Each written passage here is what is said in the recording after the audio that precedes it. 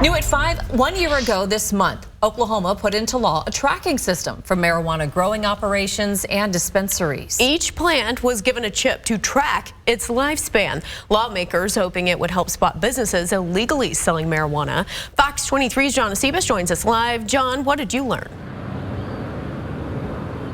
Well, it just depends on who you ask to see if it's working, and it's an RFID chip, kind of like what you would see in a debit card. It's kind of crazy to think about, but they're literally tracking this all the way down to where that seed was planted. Again, it was to help try and weed out some of those people who are doing things illegally. But when you talk to local dispensaries and mom and pop places like Red Eye 420 and narcotics agents, sure, they say it's helped, but to what extent, they're not sure.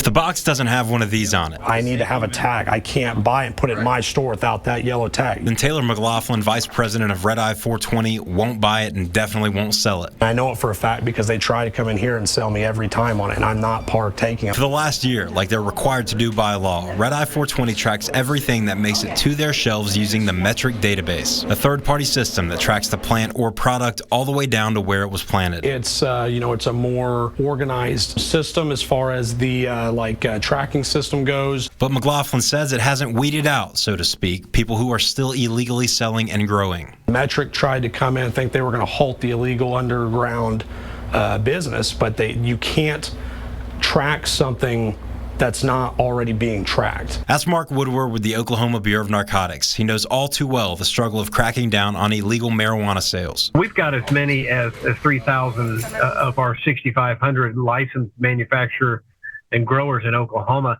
Close to 3,000 are under investigation for either obtaining their license by fraud, moving their product to the black market, or both. And so that's nearly 50%. He says Metric has helped, but it's only scratching the surface. They're trying to put tags on these plants to make them look legitimate. For McLaughlin and his crew, sure, it helps spot the illegal weed, but he says it's also raised his prices. It added pretty much a 25-cent tax additional to almost every item we sell has a Metric tag on it.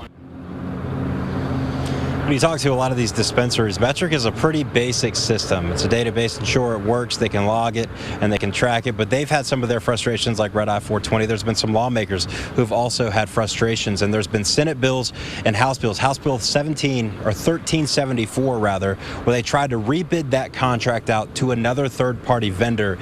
That bill is dormant, but 437, Senate Bill 437, there are provisions in that bill seeking to do the same thing. So there still are a lot of people who are frustrated, or at least not fully convinced that Metric is cracking down on those illegal marijuana grows.